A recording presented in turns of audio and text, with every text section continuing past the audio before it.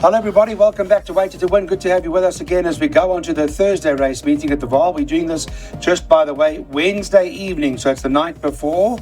Be sure to check all of your scratchings and data and all that sort of stuff because things can change overnight. Thought it would be probably better to have an overnight show for you guys where and when possible so you can get access earlier than the norm, because the feedback has been we want to get information earlier than what is coming out. So that's the whole idea here. Don't forget about our Weighted to Win Twitter account and our WhatsApp account. We look forward to being with you on the go all the while. Right, let's get into the action. I've got Darren Burrows. It was a very good Kenilworth Wednesday this afternoon. Wednesday, I must say, well done to both Darren and Daryl. We've got 9 races on Thursday, but the Kenilworth meet was very good. This is what they did. We'll show it to you quickly.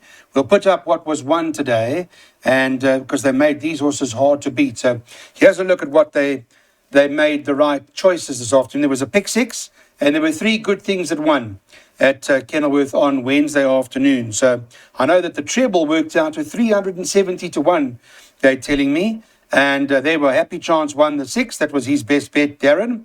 Then we go on to the 7th where Daryl said Navy Strength. But I don't know how they let that go at 5 to 1 or 9 to 2 or something like that. And Shantastic was 8 to 1. All landed. Good news. And we had a pick 6 where there was a 300% profit, I believe, on that pick 6. So there we go. We'll put that pick 6 up and show you exactly what the return was. They're the winning numbers. It'll come up on screen in a moment and you'll see exactly what that pick 6 looked like for the Kenilworth meeting.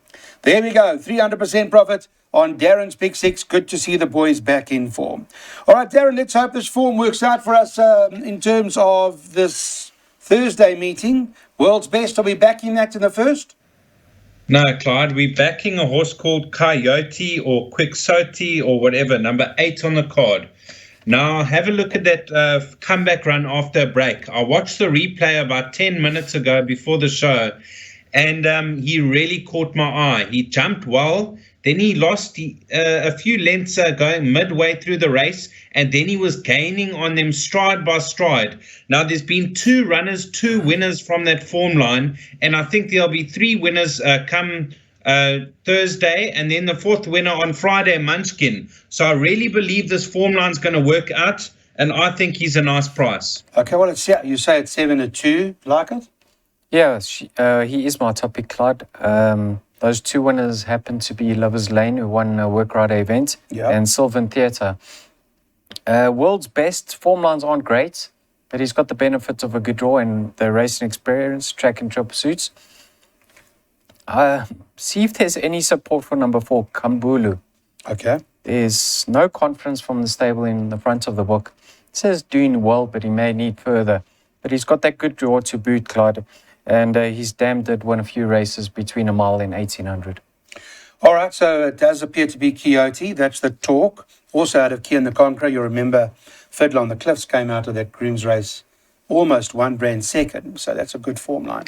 All right, let's get on to what we're going to do in the first check. Coyote's the play. Let's see what the boys want to do because we need some bipod PA pick 6 money for those that are starting early. And we say take the 7 to 2. Coyote in the first.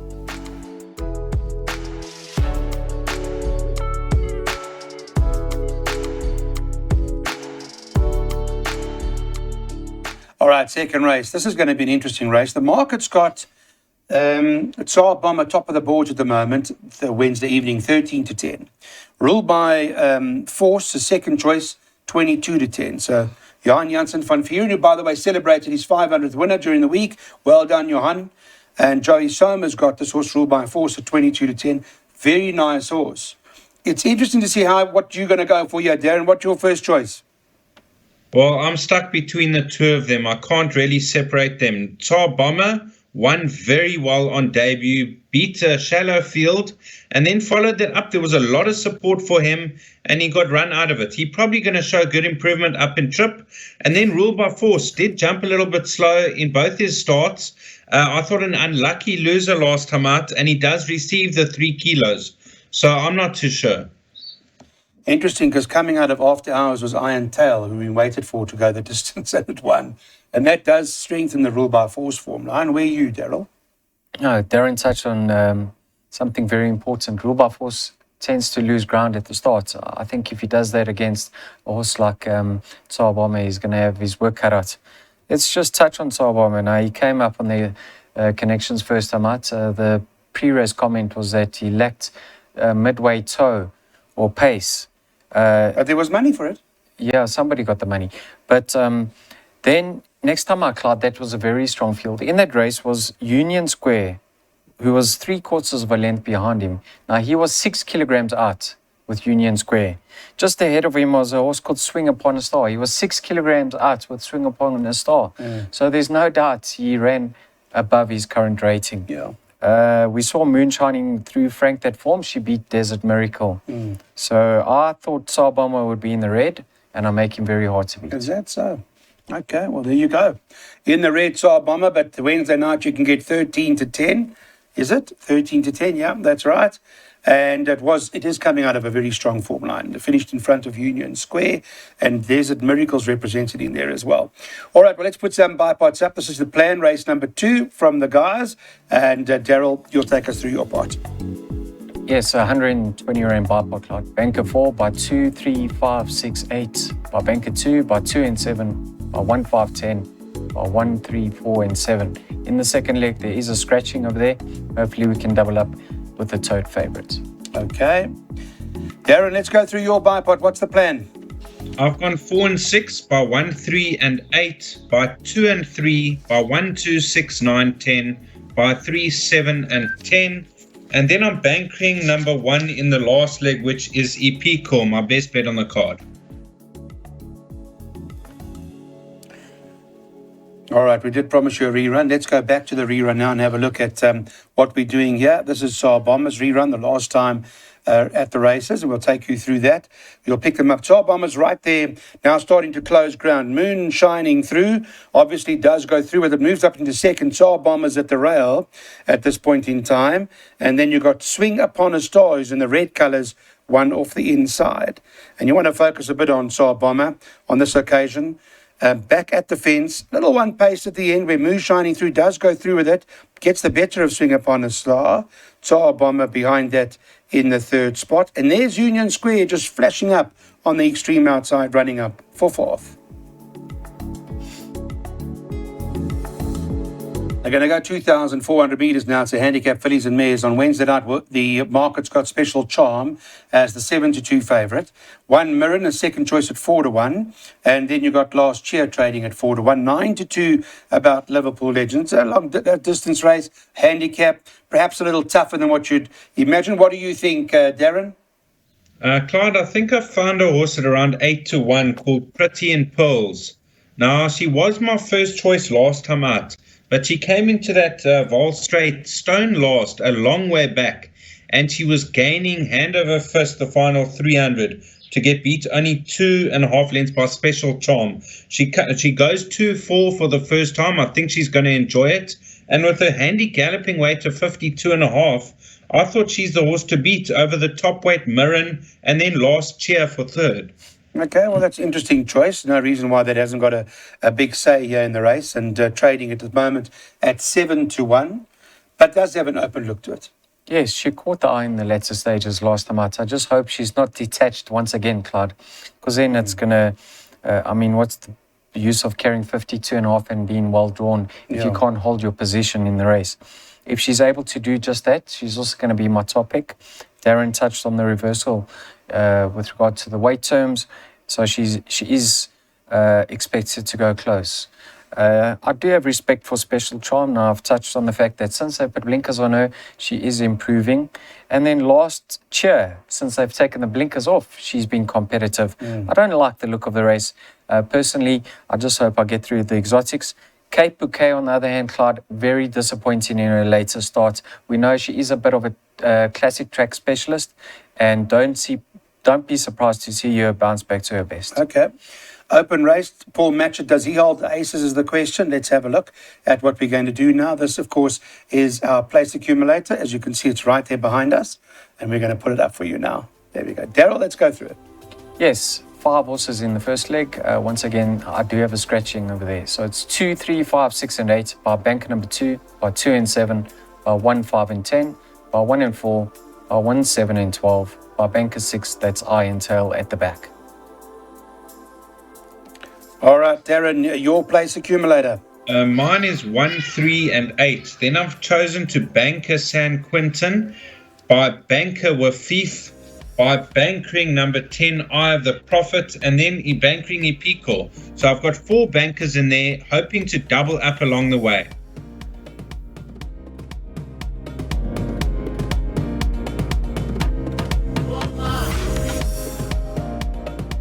You're back with us. Welcome. Let's get pick sixes on now. Get another pick six in before Christmas. And we've got one this afternoon, Wednesday afternoon, but maybe not big enough to get enough turkey for everybody, but we'll keep trying. Let's have a look what the boys like. Yeah, this particular race, we've got player at top of the boards at 16 to 10, I think the last time I had a look.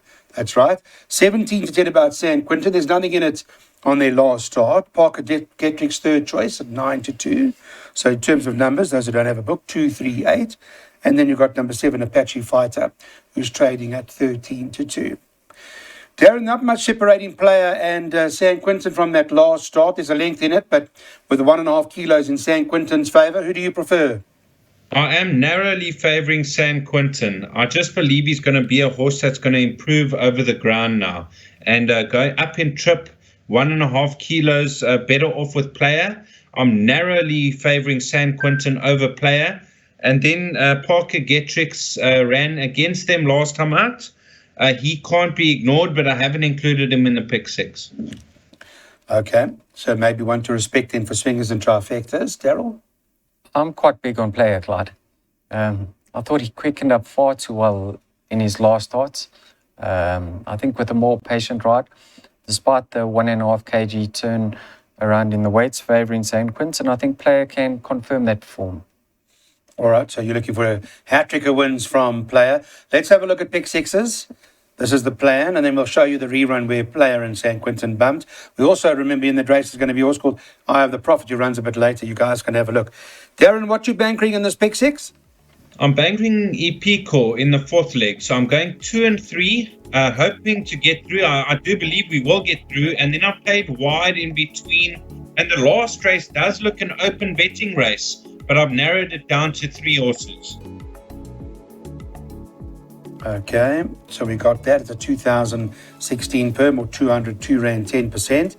This is a look at the rerun. Now let's go back and take a look, and you'll see at this point in time as we show it to you that in as far as players goes, in the black, and this is what Daryl means is as to how quickly it moves up. San Quintin is on the far left in the blue, and for Eye of the Prophet later is in the green and white in the middle on the outside.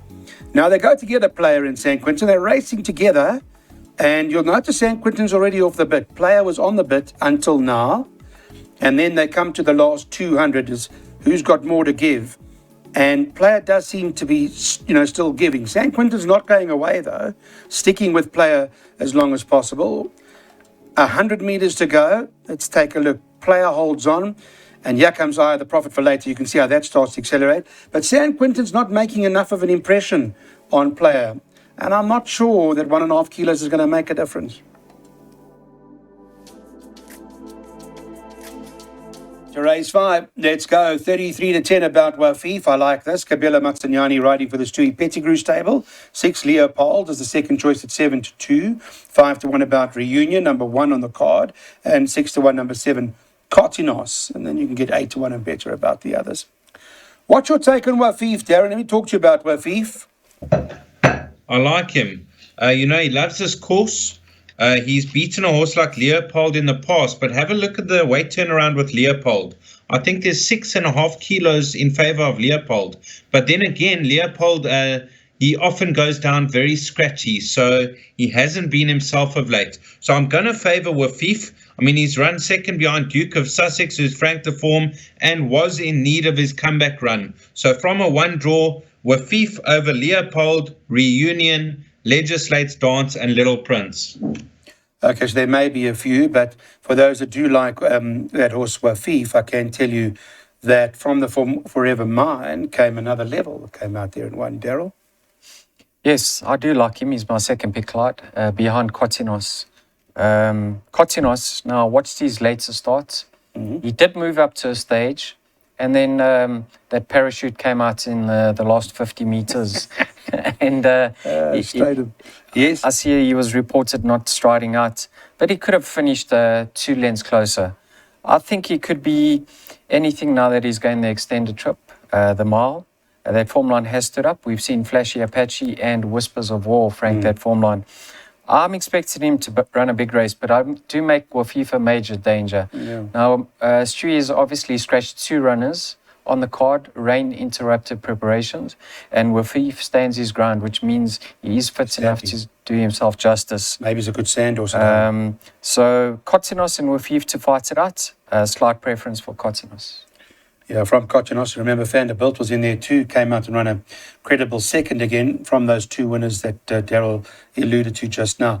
Okay, we've got jackpots. Let's have a look. And Darren's jackpot, we know already that he's bankering Ipiku later on. And you've loaded everywhere else, Darren. Yes, I've loaded. I haven't taken any chances, hoping for a few results along the way. And as long as the banker arrives, we should catch it.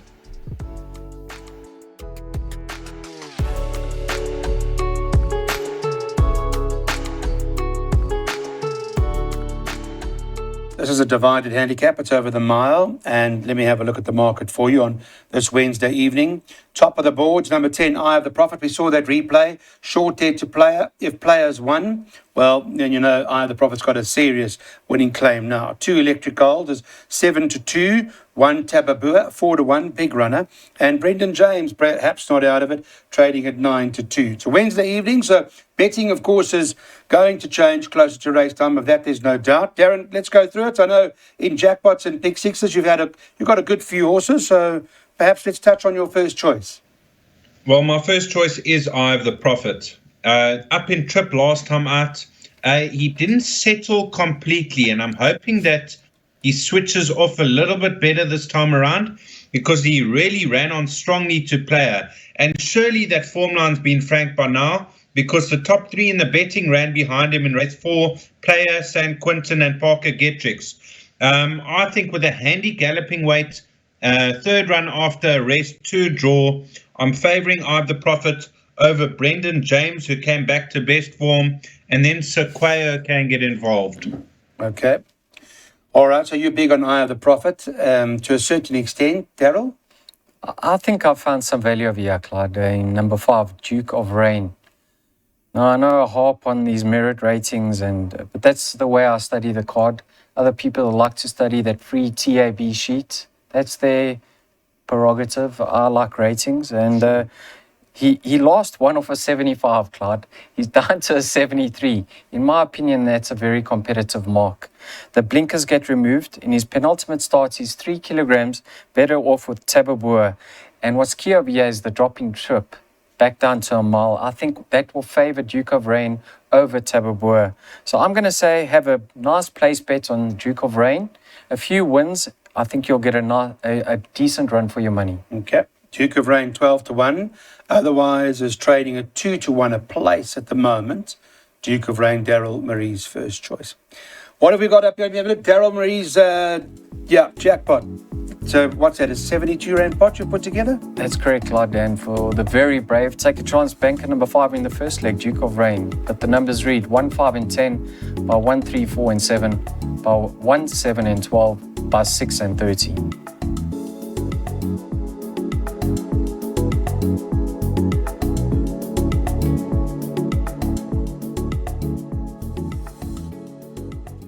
We are now to the next race on the card, the 7th over 1,000 metres. And in this race, handicap fillies and mares.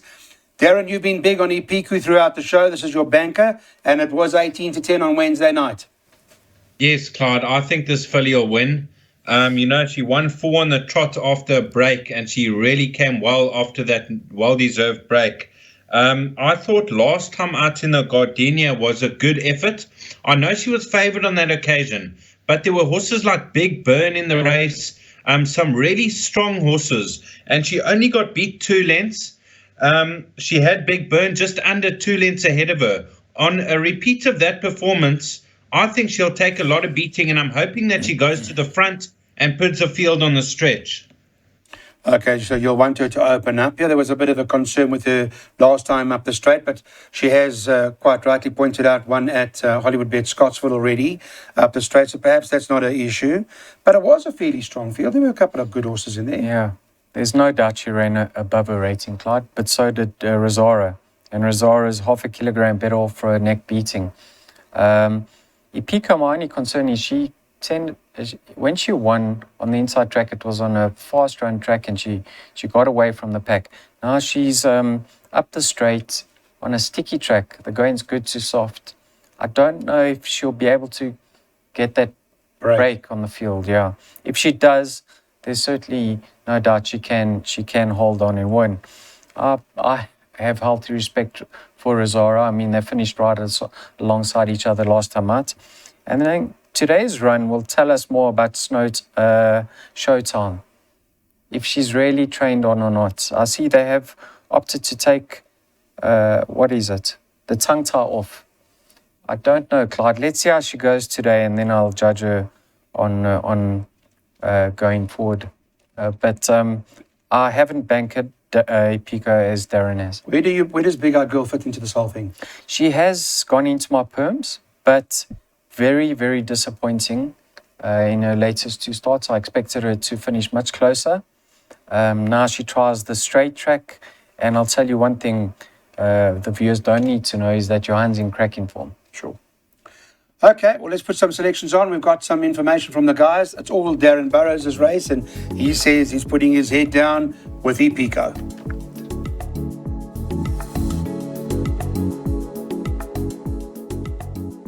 1,000-metre sprint, the 8th race on the card. This event, let's have a look at it. It's divided handicap fillies and mares again. So what have we got in store for us here? The market's a bit uncertain. They've got this Little Miss Moneybags, 18-10 favourite. Obviously, they were very impressed with its only run, Darren. I wouldn't say impressed. She got the job done, but they weren't impressed with the manner in which she won because they expected her to win by a couple of lengths.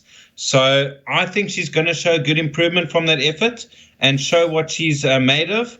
So I'm going to be tipping Little Miss Moneybags first, but there are dangers. You got Rosefoot, Trippy, and Silver Winter. Nothing between them. You got Insatiable down in the ratings and DeMello in the saddle, and then Looking Hot and Wings of Night. So if you're playing to beat the favourites, you got to go quite a few. Oh, this is the Kate Whittington. This is Kate's horse, Kate Whittington. No. Yeah, the word was out a long time prior to the first horse in her colours, and they were going crazy. I don't think it's her first horse in her colours. Is it not her first? Okay. No. I thought it was, but she was very excited. I think her dad's involved here as well. And they backed this horse off the boards. I think it opened 4-1, started 13-10 or something. Yeah, I wonder whose money that was. I don't know. I can't tell you.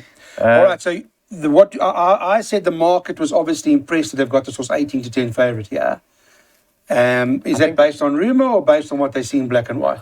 I think they're just expecting money to come for her again because she's highly regarded by the stable. Andrew came on air post-race and he says, that wasn't impressive. I expected much more from her. So obviously, Clyde, she's a filly with talent and ability, and she can only improve with that run under her belt. With regards to Rosefoot Trippy, close up last time out, I think it was over the very same course and distance. She did run around a bit, and I see they have opted to put a set of blinkers on her. If you like her, you have to have respect for number 12, Wings of Night. Now, she's 3 kilograms better off for a length and a half beating. That puts her right into contention. Okay. So what do you want to do with this favourite? Would you back it? No. I want to watch her. I want to watch and shout her home for Kate. Okay. Well, I think there's a bit of doubt, and we're hoping it wins and that she goes on to better things. But trifectas, we're taking 1, 2, 3, 7, 10, 12. Those are the numbers we're referring to. 1, 2, 3, 7, 10, 12 in a trifecta box.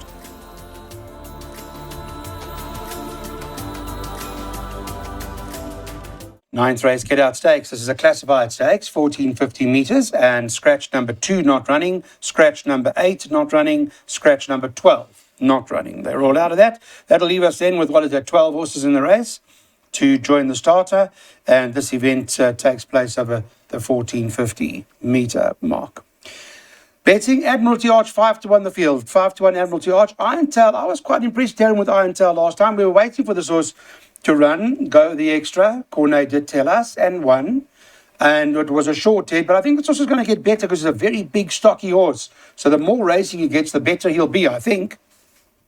Yes, I agree with you. Irontail, big horse, takes time to unwind.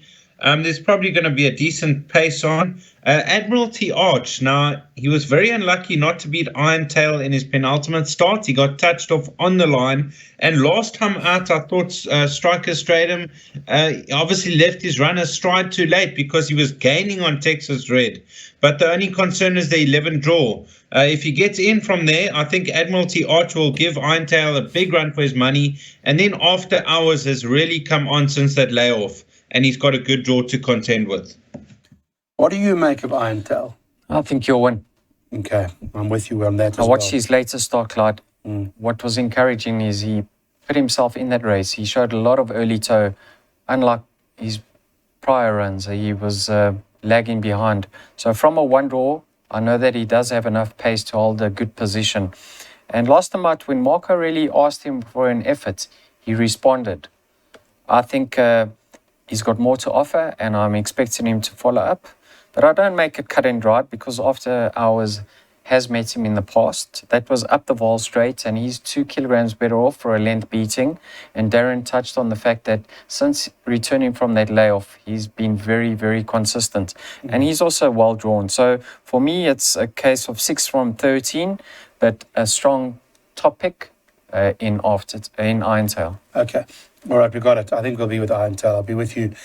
We'll see how it goes. I think the more racing that comes his way, the better. He's a very, very big guy, and he needs racing. Okay, what we're going to do in the last, get out stakes. We're taking the swingers with the 4, the 6, and the 13.